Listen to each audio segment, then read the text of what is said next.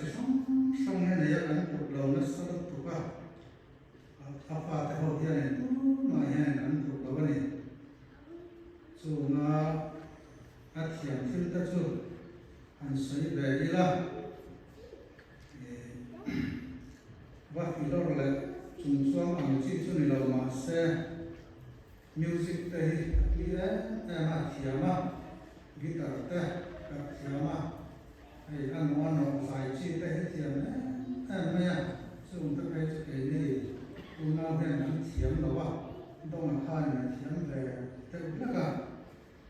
anh đi là tiền cho nên một mình tiền sân để ta tiền cho nên phèn lòng cái thiền em nghe phèn lòng cùng hết rồi mình làm gì đâu tên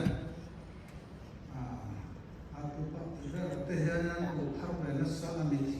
ni pa la thu sai na ta baptism ma na te yana chu yan chone alpha te he na rum an di mai lấy lệ ta lệ lỗ vợ te thì đầu mà xe lỗ này về tay nó trồng xong này nó thì đây các mày còn chế nào chúng ta này có thể chọn các bao bì xẻ khi bì xẻ đây các mình chọn chế anh đi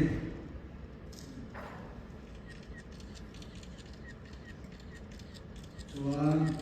lại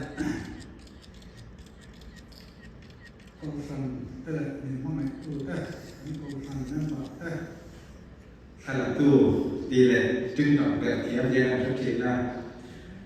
cảm thấy là hiện các bạn có vào hiện một số tấm giờ khóc bè thì ure các bùa các kiệt số sẽ cho bùa thì tu na ure akum am hi bùa tại hiện các nước bằng lại các akum chỉ là gì người ta là các việc sống ở mà các nước bằng tết tết các akum chỉ là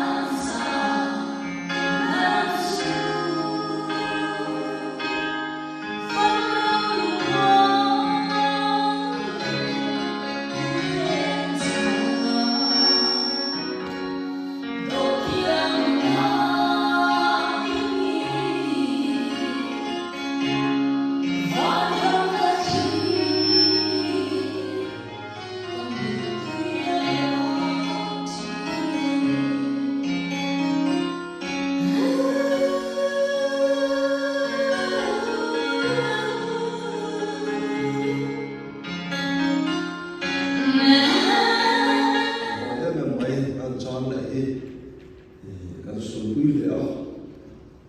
mà nó mất hơn nó đã bị buông nó tiền sân to bị buông thì cái số này các kia số là phổ là phổ in để rất cần nhau bây giờ nó revival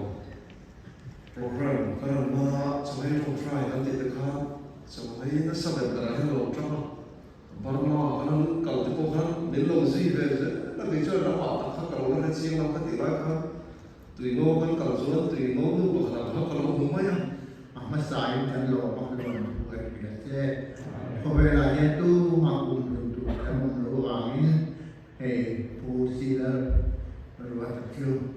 cùng sống say để bắt say đam puin yên cô la cái cái rồi mình sinh cho thi tù cái nhà vàng thì nó cho cùng về thầy pin là bao